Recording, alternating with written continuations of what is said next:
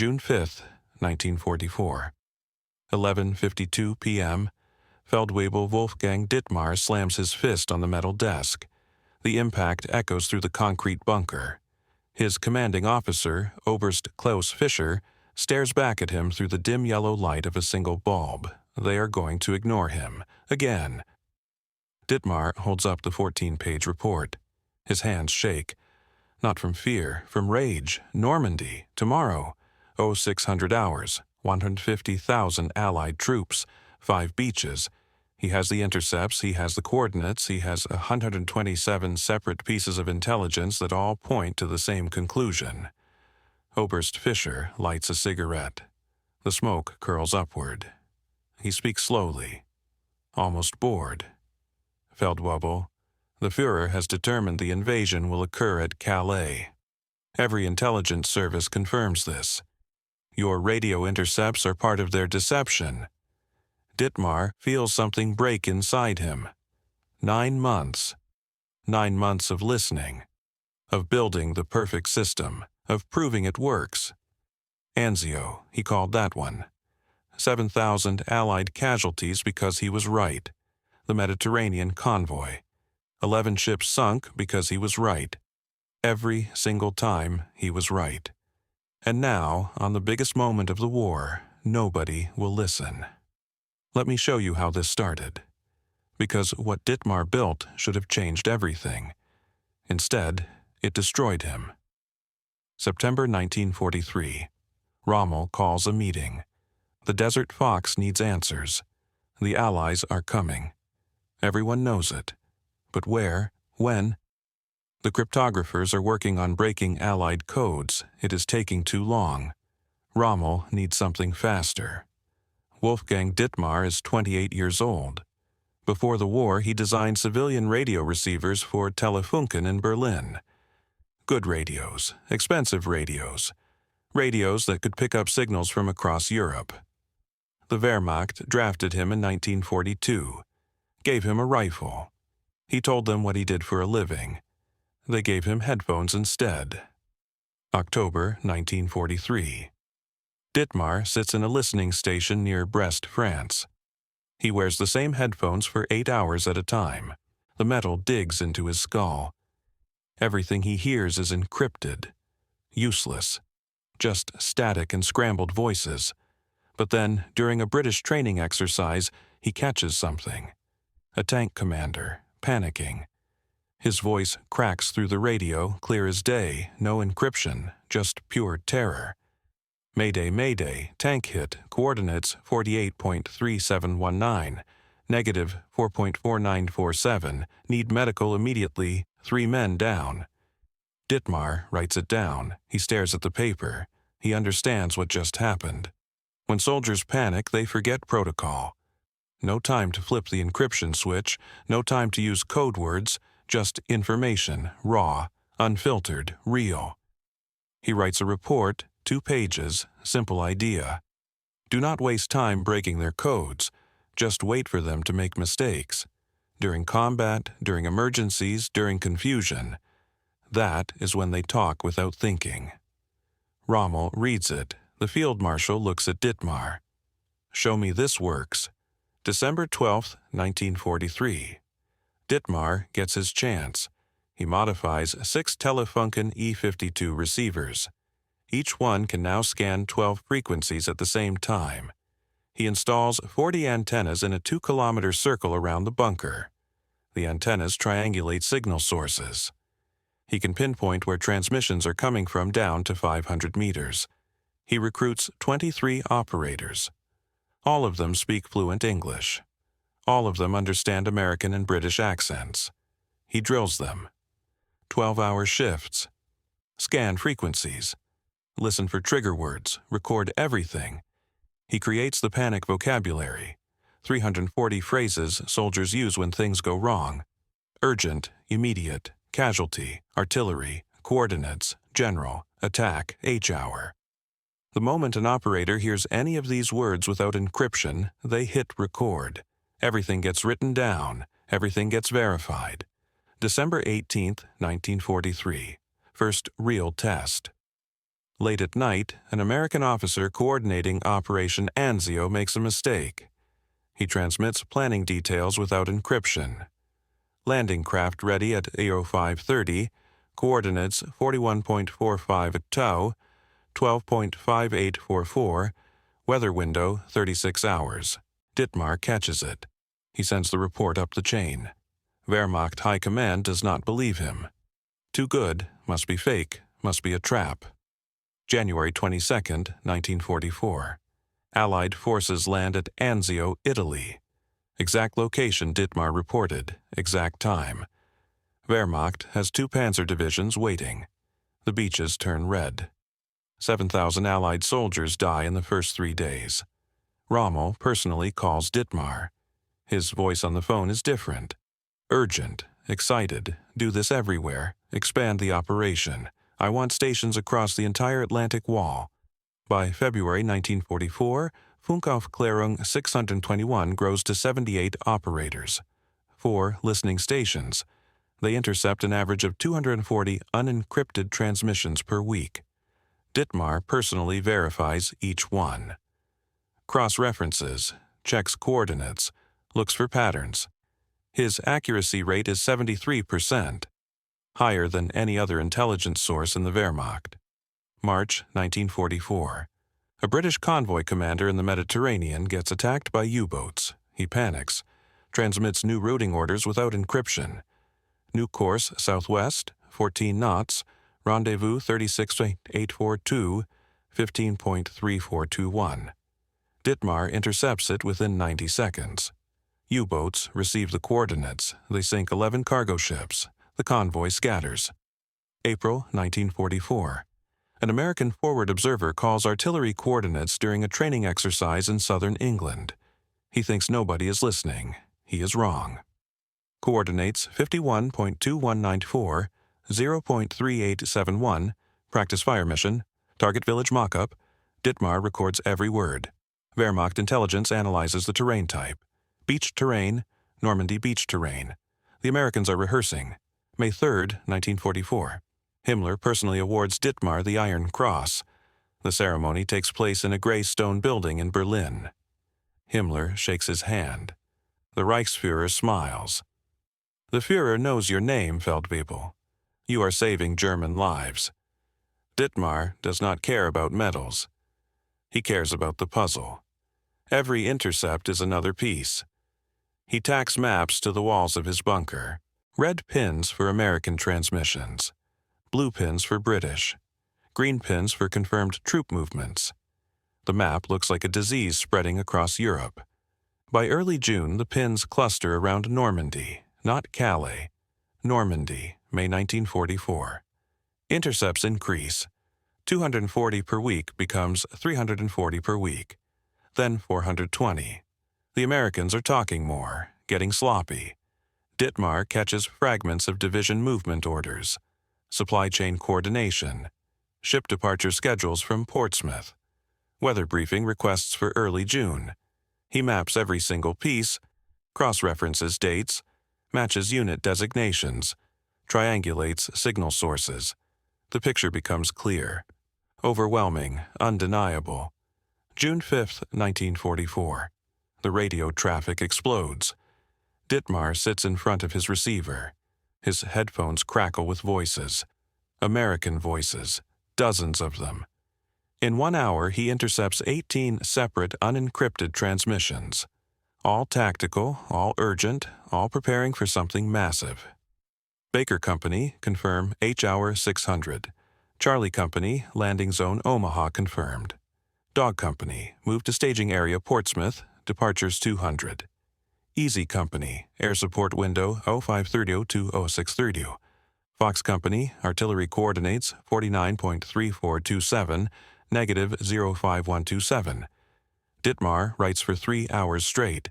His hand cramps. He does not stop. He fills 14 pages with coordinates, unit designations, timelines, radio frequencies, signal strength readings, estimated troop numbers, landing zones. He names all 5 beaches: Utah, Omaha, Gold, Juno, Sword. He finishes the report at 11:40 p.m., sends it to Wehrmacht High Command, marks it, Priority 1 waits for response. 1:15 a.m. The response arrives, disregard. This is enemy deception. Real invasion will occur at Calais. Do not waste our time with false intelligence. Ditmar reads the message 3 times. He feels cold. He picks up the phone, calls his commanding officer directly.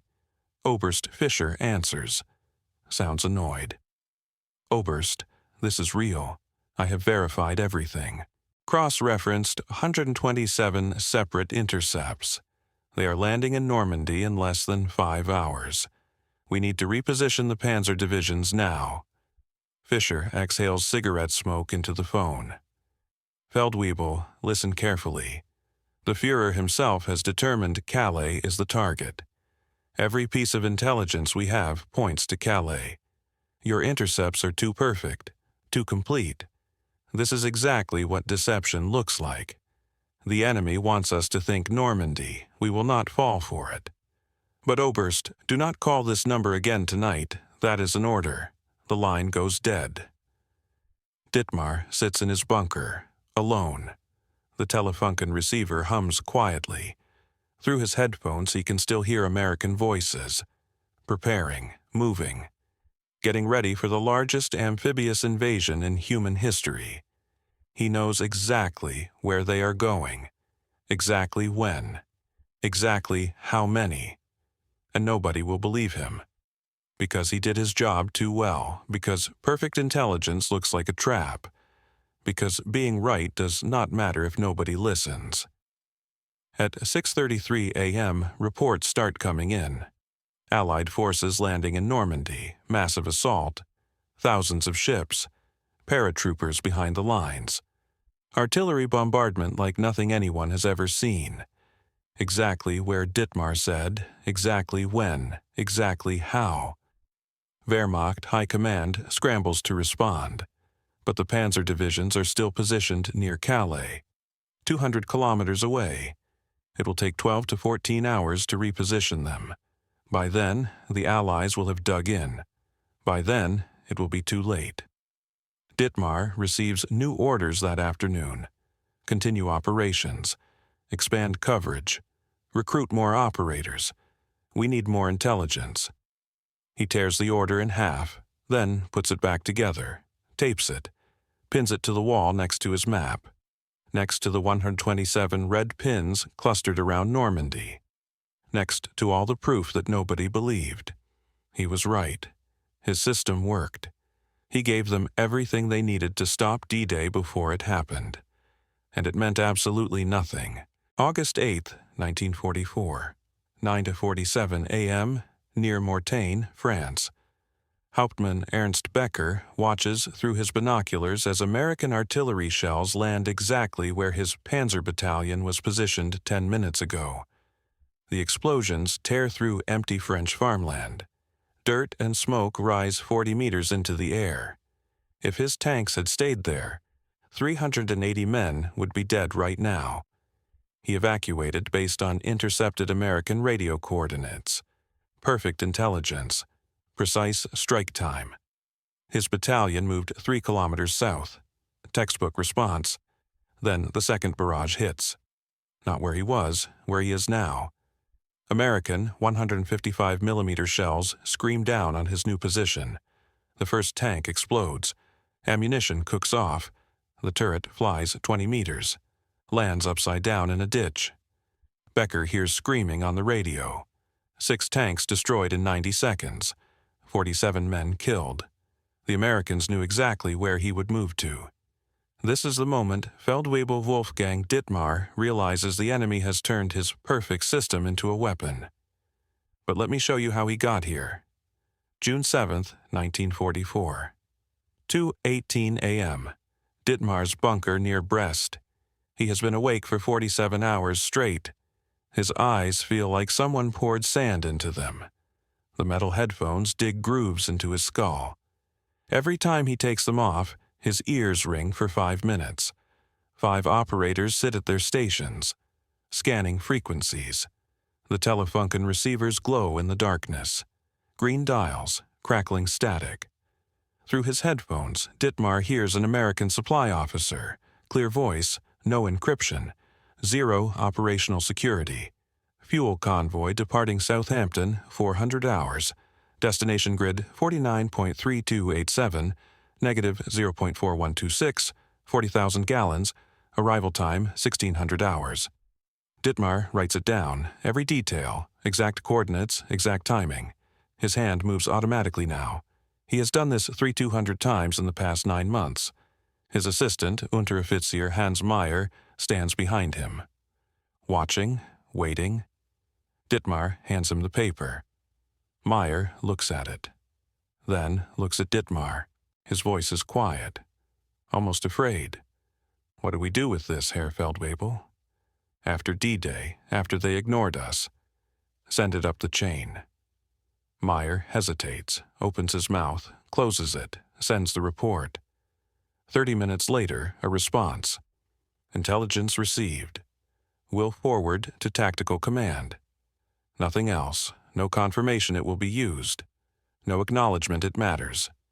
Just bureaucratic acknowledgement that someone, somewhere, filed the paperwork. July 1944. Wehrmacht High Command finally admits Ditmar was right about D-Day. Too late to stop the invasion, too late to reposition. But right, so now they want more, much more. Funkaufklärung 621 grows from 78 operators to 340 operators, from 4 stations to 12 stations, from Holland to Italy, covering the entire Atlantic Wall. Ditmar gets promoted to Oberfeldwebel, gets put in charge of coordinating all radio intelligence for the Western Front. He should feel vindicated. He does not. He feels something crawling under his skin, something wrong, something he cannot name yet. The intercepts are increasing. 240 per week in June becomes 480 per week in July, then 620, then 840. The Americans are talking constantly. No encryption. Tactical coordinates, supply schedules, attack timelines, movement orders, everything, too much everything. Ditmar sits at his desk in the bunker. Papers cover every surface. Reports from all 12 stations. He reads them, cross-references them, looks for patterns.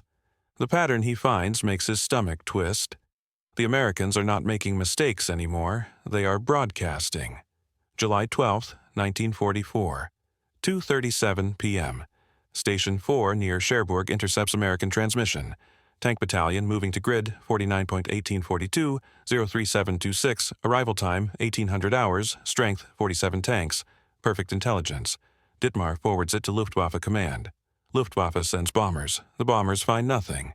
Empty field, cows grazing. One burned-out French farmhouse. No tanks. The tanks never existed. July 14th. Station 7 in Brittany intercepts supply convoy route. 80 trucks carrying ammunition from Cherbourg to Caen. Exact coordinates. Departure time 1400 hours. Exact route along Highway D913. U-boats near the coast repositioned to intercept coastal shipping that might support the convoy. Luftwaffe sends fighters to strafe the road. The convoy is real. The trucks are there, but they are empty. Just empty trucks driving in formation. Decoys. The fighters waste fuel and ammunition shooting at cargo that does not exist. The real supply convoy moves 40 kilometers east, completely unnoticed. July 18th, Station 11 near Argentan intercepts transmission. American forward observer calling artillery. Voice clear. Coordinates perfect. Target German infantry position. Grid 49.2187, negative 0.4281, fire mission in 10 minutes. Wehrmacht Command receives the intercept.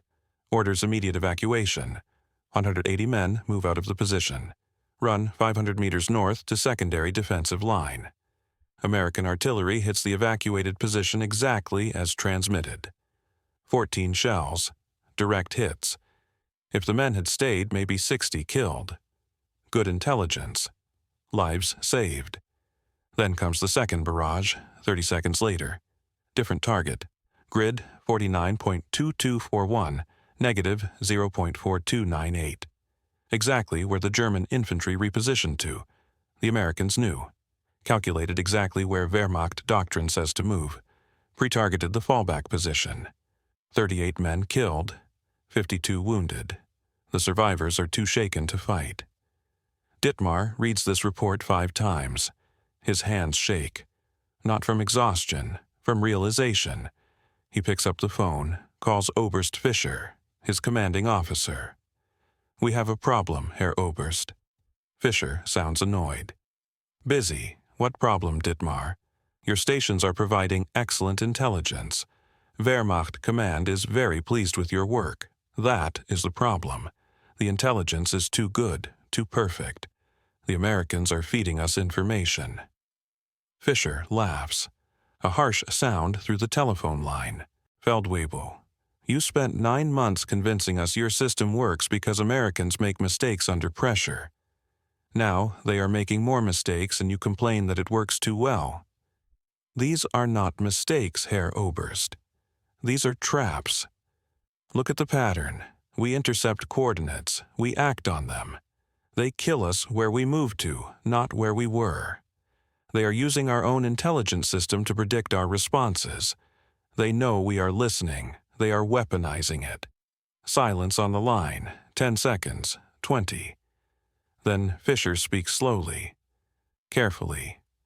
"Ditmar, do you understand what you are suggesting? You are telling Wehrmacht High Command that our most valuable intelligence source is now worthless. You are saying we should ignore intercepts, after spending 9 months and millions of Reichsmarks proving they work. I am saying we need to verify everything. Cross-reference with ground reconnaissance, aerial photography. Never act on radio intelligence alone. Assume every intercept could be deception. That would take hours, sometimes days. By the time we verify, tactical opportunities disappear. Real-time intelligence becomes historical curiosity." Exactly. That is what they want. They want us to either trust false information and die, or distrust all information and move too slowly to respond.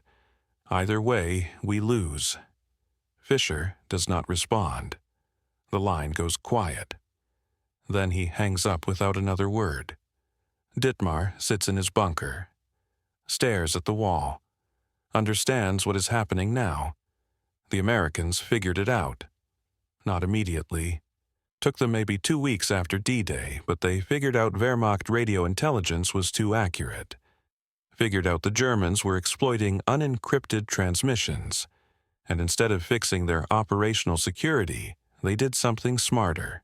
They weaponized it, started broadcasting false information mixed with real information, made it impossible to distinguish truth from lies. August 1944. The intercepts hit 1,100 per week. Ditmar's operators work 18-hour shifts. The bunker runs 24 hours a day, 7 days a week. Messages pile up faster than he can analyze them. Too many to cross-reference properly. Too many to verify. The system is drowning in information, and most of it is poison. August 8th, Station 9 intercepts massive intelligence. Operation Cobra Offensive Expansion. Detailed coordinates, unit designations.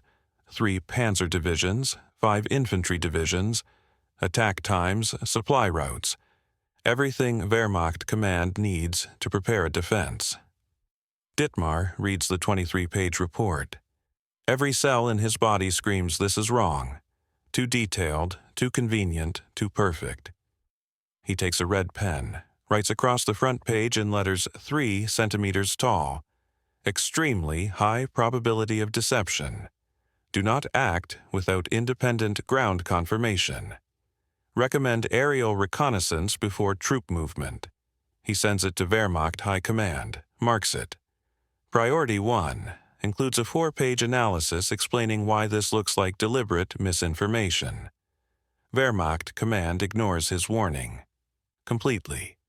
Repositions 2 panzer divisions based solely on the intercepts. moves 4,600 men and 180 tanks to defensive positions 30 kilometers from where the report said the Americans would attack. The American offensive happens, but not where the intercept said. 20 kilometers west. Different sector entirely. The panzer divisions are out of position, cannot respond in time. American breakthrough is complete in 6 hours. 3,400 German soldiers killed, 180 tanks destroyed or captured. Complete rout. August 15th. Ditmar receives orders. Report to Berlin immediately for operational review and debriefing. He knows what this means. They are going to blame him.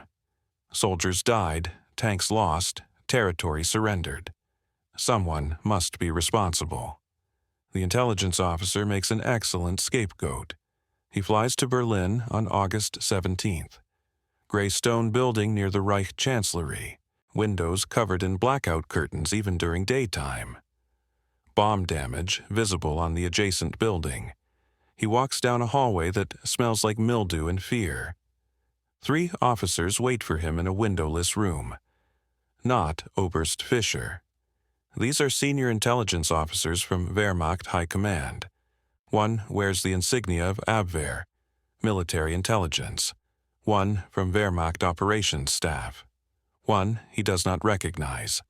All 3 have faces like stone, eyes like ice. The interrogation lasts 6 hours, not 4, 6. They do not offer water, do not offer breaks, just questions. Endless questions. Why was the intelligence wrong? Why did you not verify the intercepts? You recommended caution, but the report contained actionable intelligence. So, which is it? Do you believe the intelligence is accurate or not? How many German soldiers have died because you provided false intelligence? Are you aware that commanders in the field rely on your reports to make life and death decisions? Ditmar tries to explain. The Americans adapted. They figured out we were listening. They are deliberately feeding false information. We cannot tell what is real anymore. We need to completely redesign the verification process. We need to assume every intercept is potentially compromised until proven otherwise. We need, the Abwehr officer cuts him off. Voice like a knife. Feldwebel, you built this system. You personally convinced Field Marshal Rommel it works. You demonstrated it at Anzio. You got men killed proving it works. Now you sit here and tell us it does not work? It worked. Past tense, Herr Oberst. It worked when the enemy did not know we were listening. Now they know. They adapted. We are fighting a new kind of war, information warfare. Every intercept is a potential weapon aimed at us. The Wehrmacht operations officer leans forward, elbows on the table. Face 30 centimeters from Ditmar's. So, your recommendation is what exactly? Shut down all 12 stations? Dismiss 340 trained operators? Tell field commanders they cannot have radio intelligence anymore? My recommendation is to treat radio intercepts as one piece of a larger intelligence picture, never as the primary source. Cross-reference everything with aerial reconnaissance, prisoner interrogation, resistance movement reports. Use intercepts to ask questions, not to provide answers. Assume every transmission could be deception until verified by independent sources. The third officer speaks for the first time. How long does that take? Ditmar hesitates. 12 to 48 hours, depending on the intelligence type. The officer smiles, no warmth in it. In 48 hours, a tactical opportunity ceases to exist.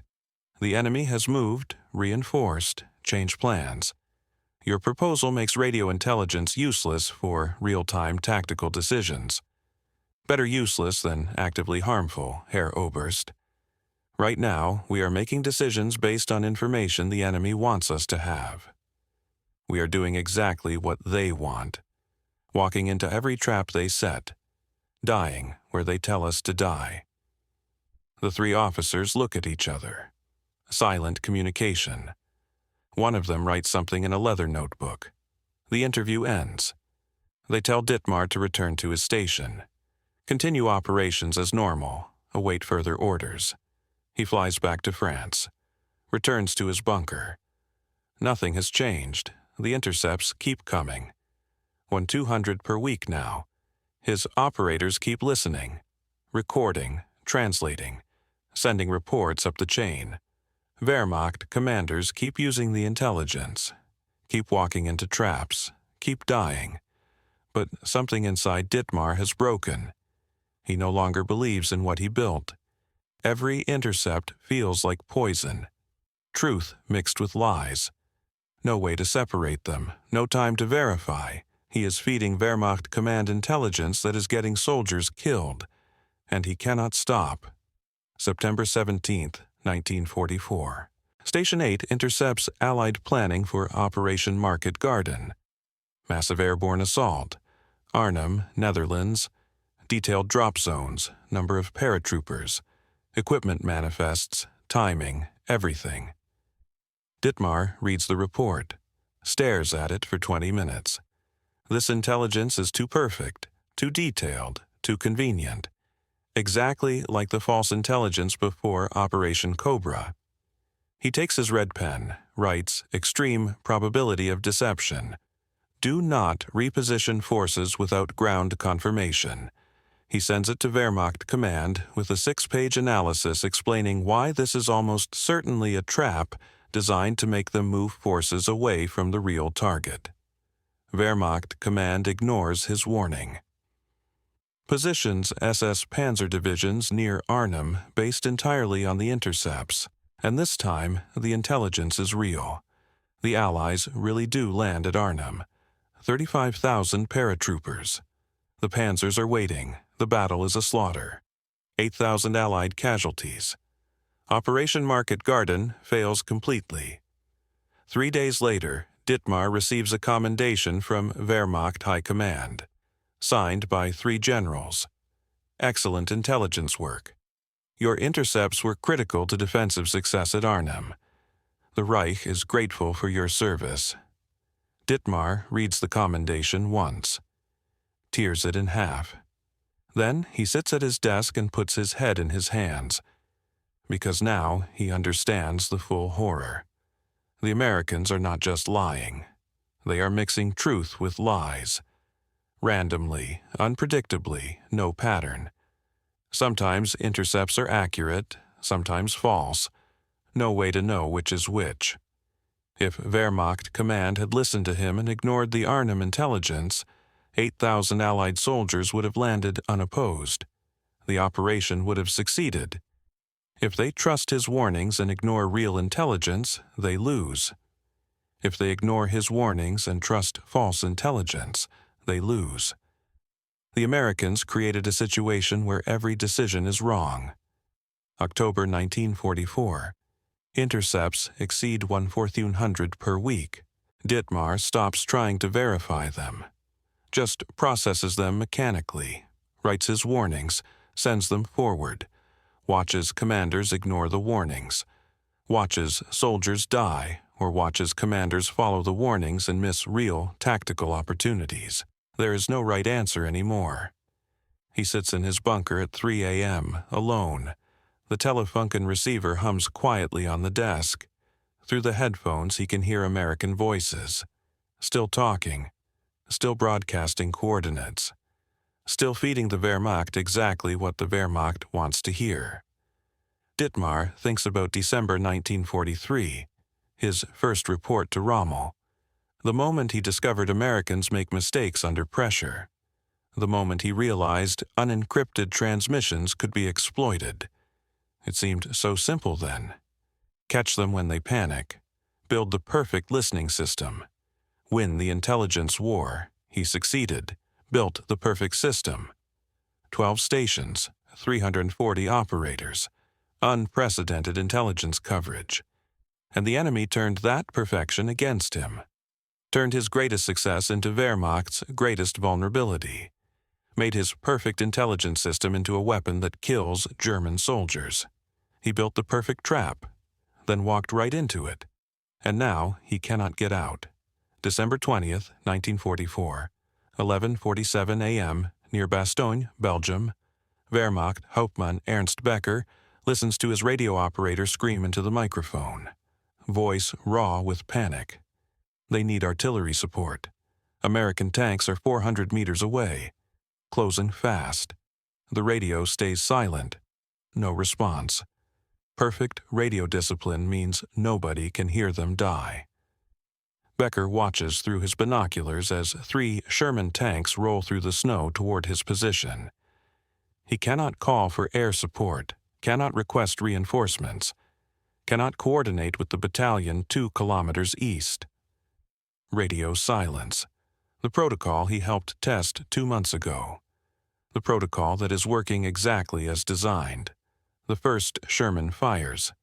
The round hits 6 meters to Becker's left. Frozen dirt sprays across his face. He tastes blood and earth. His radio operator keeps calling. Keep calling into silence. Nobody answers. Nobody will answer. That is the rule. This is the moment Feldwebel Wolfgang Ditmar's perfect system kills the people it was supposed to protect. But let me show you how he got here. November 18, 1944. Bad Nauheim, Germany, Wehrmacht headquarters. Ditmar walks through the converted hotel lobby. His boots echo on marble floors covered in frozen mud tracked in by hundreds of officers. The crystal chandeliers still hang from the ceiling. Half the bulbs dead, the other half flickering, casting shadows that make everything look like it is already burning. He meets Oberst Heinrich Müller in a third-floor office that used to be a luxury suite. Now the walls are covered in maps. Radio equipment stacked on furniture pushed against the walls. The smell is coffee, cigarette smoke, and something else. Fear, the kind that seeps into fabrics and does not wash out. Müller is 52, gray hair, thin face, eyes with dark circles underneath that look like bruises. He stands when Ditmar enters. Does not offer to shake hands, just points at a chair. Sit. Feldwebel, you understand Allied radio procedures better than anyone in Wehrmacht intelligence. You built our intercept system. You know every mistake they make, every vulnerability they have, correct? Yes, Herr Oberst. Wehrmacht is planning a major winter offensive. Codename Wacht am Rhein. The Führer himself is overseeing it. This operation requires absolute radio silence. Total. If Allied intelligence intercepts even one transmission, the entire offensive fails before it begins. You understand what I'm asking? Ditmar understands immediately. The weight of it drops into his stomach like a stone through ice. You want me to teach Wehrmacht how to avoid the mistakes Americans made. You want me to make our communications invisible. Exactly. You have 4 weeks. Ditmar spends 3 weeks building a system to destroy the system he already built. Reviews 340 radio procedures. Identifies 83 vulnerabilities. Every one of them is a mistake he exploited against the Americans. Every one of them will now kill Germans if Wehrmacht makes the same mistakes. He writes a 47-page manual, types it himself on a Triumph typewriter with a sticky E key. Every 4th word looks broken. Radio discipline for offensive operations. Mandatory encryption for all tactical communications. Radio silence except for pre-authorized emergency frequencies. Code words for every unit designation. Every geographic location. Strict penalties for violations. Officers will be court-martialed. Enlisted men will be shot. December 4th, 3:14 p.m. Training room in the basement. Ditmar stands in front of 22 radio operators. Young men, most of them 19, maybe 20 years old. They sit at desks with practice radios, looking at him with expressions that are half fear, half exhaustion. Listen carefully, I will say this once. Allied listening stations are identical to the system I built. They have the same equipment, the same training, the same capabilities. If you transmit in clear voice during this offensive, Americans will hear you within 90 seconds. They will triangulate your position within 4 minutes. They will call artillery on your position within 8 minutes. You will be dead within 10 minutes. Do you understand? 22 heads nod. Nobody speaks. One boy in the back row has tears running down his face. Silent tears. He does not wipe them away. Good. Now we practice. You will encrypt every transmission. You will use code words. You will minimize transmission time. You will do this until you can do it correctly while exhausted, while terrified, while people are dying around you. Because that is when mistakes happen. That is when the enemy hears you. He drills them for 6 days. 16 hours a day, simulates combat conditions, turns off the lights, fires blank pistol rounds next to their heads while they try to transmit, makes them encode messages while running in place until they cannot breathe properly, watches them make mistakes, corrects them, makes them do it again. One operator, a thin boy named Klaus, breaks down on day 4, cannot encode properly anymore, hands shaking too badly. Ditmar pulls him aside, speaks quietly so the others cannot hear. Klaus, look at me. You are going to make mistakes in combat. Everyone makes mistakes. But if you make mistakes with radio discipline, you will not just die. You will kill everyone within 200 meters of your position. Do you understand? This is not about you. This is about every soldier who trusted you to not give away their location. Klaus stares at him, wipes his face with his sleeve, nods, goes back to his desk, does not make the same mistake again. December 10th. Müller calls Ditmar to his office. How confident are you? Ditmar chooses his words carefully. If Wehrmacht follows the protocols exactly, Allied intelligence will hear nothing.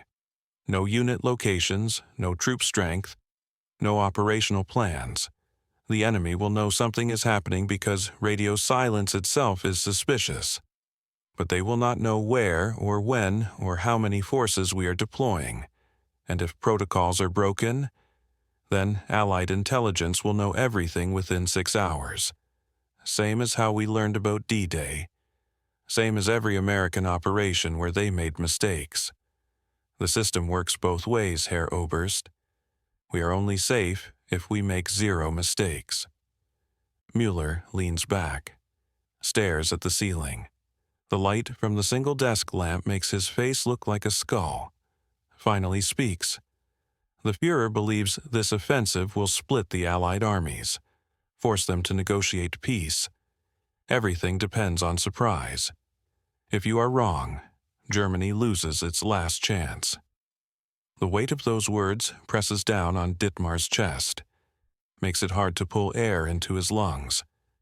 I understand. December 16th, 4:30 EC/NAM. The offensive begins. 200,000 Wehrmacht soldiers, 1,400 tanks, 4,200 artillery pieces, attacking through the Ardennes forest in snow and fog. Weather so bad, Allied aircraft cannot fly. Everything going exactly as planned. And Allied intelligence hears nothing. No intercepts, no tactical chatter, no coordination signals. Ditmar's protocols work perfectly. The Americans are blind, completely unprepared. Wehrmacht advances 80 kilometers in 4 days, captures 15,000 prisoners, destroys 400 tanks. December 20th, 9 a.m. Ditmar sits in Wehrmacht headquarters, listening to situation reports delivered by exhausted officers with maps spread across tables. The offensive is succeeding beyond projections. Bastogne surrounded. Allied lines collapsing. Radio silence holding. Everything working. Then Müller walks in, face white, hands trembling, holding a decoded message. He does not speak, just hands the paper to Ditmar. The message is from Hauptmann Karl Schneider, 116th Panzer Division. Transmitted in clear voice. Emergency frequency, requesting immediate artillery support against American counterattack. Position overrun. 18 tanks destroyed, 140 casualties. No response received. Ditmar reads it twice. His hands start shaking. This should not be happening. Emergency frequencies are authorized for exactly this situation. Why no response? Miller finally speaks. That is the problem. There are 6 more messages like this. Emergency transmissions, artillery requests, reinforcement calls, medical evacuation requests. All of them sent on authorized frequencies. None of them answered. Radio discipline is so effective that field commanders are not responding to emergency calls because they are afraid of breaking protocol. That makes no sense. Emergency frequencies are explicitly authorized in the manual, page 34. Section on Tactical Communications under Combat Conditions. The manual says commanders may use emergency frequencies. May, not must. In practice, every commander is terrified of breaking radio silence, afraid of being court-martialed, afraid of being shot. So they maintain silence even when their units are dying. Ditmar feels something crack inside his chest. A physical sensation, like bone breaking. This cannot be happening. The protocols include emergency procedures. This is a training failure, not a protocol failure. Mueller tosses another message on the table. Yesterday, an entire panzer battalion drove into prepared American defensive positions. 47 tanks. 380 men. They had no updated intelligence about enemy movements because forward reconnaissance could not transmit without breaking radio silence. The battalion commander followed his last known orders, drove directly into an ambush. Every tank destroyed, every man killed or captured. He tosses a third message. This morning, 3 different Wehrmacht artillery batteries shelled each other. Friendly fire. 120 casualties. They could not coordinate targeting because they were maintaining radio silence. Each battery thought the others were enemy positions. Ditmar stares at the messages, cannot process what he is reading. This is impossible. The protocols account for this. Emergency communications are authorized. Coordination is possible. This is not how it is supposed to work. Mueller sits down heavily, looks directly at Ditmar. His voice is flat. Dead. You built a perfect security protocol, Feldwebel, so perfect that our own forces cannot coordinate, so perfect that commanders are too afraid to use it even in emergencies, so perfect that it is killing more German soldiers than Allied intelligence ever did. The words hang in the air. Ditmar cannot breathe properly. His vision narrows. He built this. He designed every procedure. He trained the operators. He made it perfect.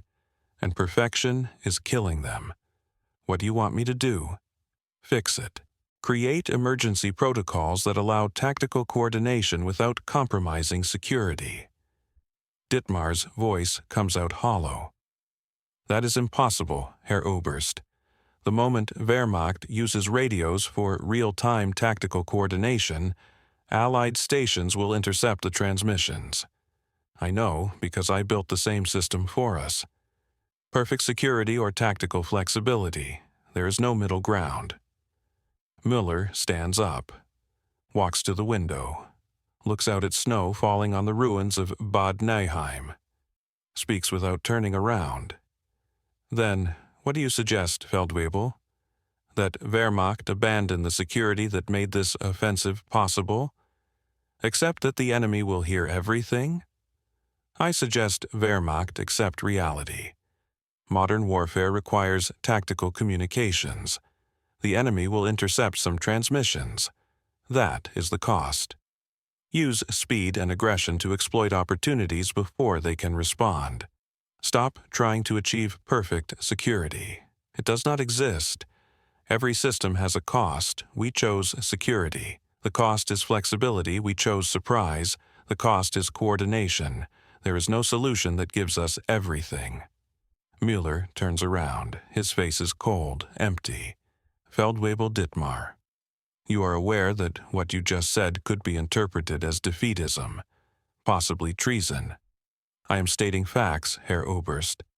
I built a perfect intelligence system against the Americans. They turned it into a weapon. I built a perfect security protocol for Wehrmacht. And now it is killing our own soldiers. There is no perfect answer. Every choice kills people. The only question is which people we choose to kill. The silence stretches for 30 seconds. Mueller does not respond. Just picks up the phone, calls his aide, dismisses Ditmar. December 24th. Christmas Eve. Wehrmacht modifies radio protocols. Limited tactical communications on designated frequencies. Encrypted. Code words. Minimal transmission time. Trying to balance security with coordination. Trying to find middle ground that Ditmar said does not exist. Allied listening stations intercept transmissions within 4 hours. American intelligence identifies 3 panzer divisions. Pinpoints locations. Estimates strength. Weather clears. Allied aircraft attack with overwhelming force. P-47 Thunderbolts, P-51 Mustangs, British Typhoons, waves of them. The sky turns black with aircraft. Wehrmacht loses 240 tanks in 2 days. The offensive stalls, runs out of momentum, runs out of fuel, runs out of time. January 25, 1945. Wehrmacht pushed back to starting positions. Battle of the Bulge is over. Germany's last offensive has failed. Final casualties, 19,000 Americans killed. 67,000 total casualties. Wehrmacht suffers 12,000 killed. 67,000 casualties, equal losses. But America can replace them. Germany cannot. February 1945. Ditmar transferred again. Back to a listening station near Dresden.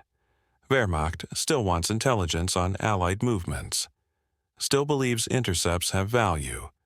Still does not understand the war is already over. He sits in a concrete basement. 1 light bulb, 1 Telefunken receiver. 1 operator scanning frequencies. The radio crackles with Allied communications. American and British forces coordinating final push into Germany. They are not even encrypting anymore. Broadcasting in clear voice. Coordinates, unit movements, attack schedules, everything. Because they know it does not matter. Wehrmacht has no reserves, no fuel, no ability to respond. Perfect intelligence is worthless without resources to act on it. Ditmar records intercepts mechanically. Sends reports up the chain, nobody responds. The reports probably go into filing cabinets that nobody opens. March 7th. Allied forces cross the Rhine at Remagen. Bridge captured intact. Ditmar's station intercepted dozens of communications about the advance. Sent detailed reports 18 hours before it happened. Wehrmacht High Command received every report. Could not stop it. No forces available. No fuel for counterattacks. No ammunition for artillery. The intelligence was perfect. The outcome did not change. April 16th. Soviet final assault on Berlin begins. American forces from the west. British from the north. Wehrmacht collapsing everywhere. Ditmar receives orders to evacuate. Destroy all equipment. Burn all documents. Retreat east if possible. He stands alone in the basement. Looks at the Telefunken receiver. The machine that let him hear everything. That gave him perfect intelligence. That helped him build a perfect system. That killed everyone who trusted it. He picks up a hammer from the maintenance kit, swings it into the receiver. The vacuum tubes explode, glass and metal flying. He swings again and again and again, destroying it. Not because he is angry, because he is empty, because there is nothing left inside him except the knowledge that everything he built was a weapon aimed at the people he was trying to protect. When the receiver is just broken glass and twisted metal, he gathers all the intercept records. 11 months of intelligence. thousands of reports, carries them upstairs, burns them in a metal drum in the courtyard, watches smoke rise into gray sky. May 7th. Germany surrenders. Wehrmacht ceases to exist. Ditmar captured by American forces 3 days later. Processed as POW. Sent to detention camp in Bavaria. August 1945. American intelligence officer interviews him. Captain William Morrison, 32 years old. Calm voice. Intelligent eyes. Wants to know about Wehrmacht radio intelligence. What systems Germany built. What successes they achieved. Ditmar tells him everything. The Telefunken receivers, the triangulation arrays, the panic vocabulary, the intercept procedures, Anzio, Market Garden, Battle of the Bulge, all of it. Nothing left to protect. Morrison takes notes, then asks one final question. Based on your experience, Feldwebel, what did you learn about intelligence warfare? Ditmar thinks for a long time. Finally answers. I learned that perfect information destroys you. The better your intelligence, the more vulnerable you become. The more you rely on intercepts, the easier it is for the enemy to manipulate you. I gave Wehrmacht everything. Perfect intelligence, perfect security, perfect protocols. All of it became a weapon. Because the enemy was not trying to keep secrets. They were trying to make us doubt, make us uncertain, make us afraid to act. Intelligence warfare is not about information. It is about control. The side that controls what the enemy thinks they know wins. The side that pursues certainty loses. You taught me that. The Americans. You turned our own system against us, made us question everything, paralyzed our decision-making by giving us too much information. Most of it false. You won not by hiding. You won by making us blind while we thought we could see everything. Morrison closes his notebook. Looks at Ditmar. That is a sophisticated understanding. I had good teachers, Ditmar says. You were always one step ahead, always adapting. We kept trying to perfect the system. You kept breaking it in new ways. I was smart enough to see what you were doing, not smart enough to stop it. November 1945. Ditmar released from detention, returns to Germany, Berlin. The city is ruins. Buildings collapsed into rubble. Streets filled with debris. People living in basements. Children digging through destroyed homes looking for anything useful. He walks down Friedrichstrasse, tries to find the apartment building where he lived before the war, cannot find it. The entire block is gone, just empty foundations filled with snow. He never works in radio intelligence again, never touches a receiver, never wants to. Takes a job as a clerk in British Occupation Administration, files paperwork, processes permits, lives quietly in a boarding house, never talks about the war. Years later, in 1963, a researcher will find him.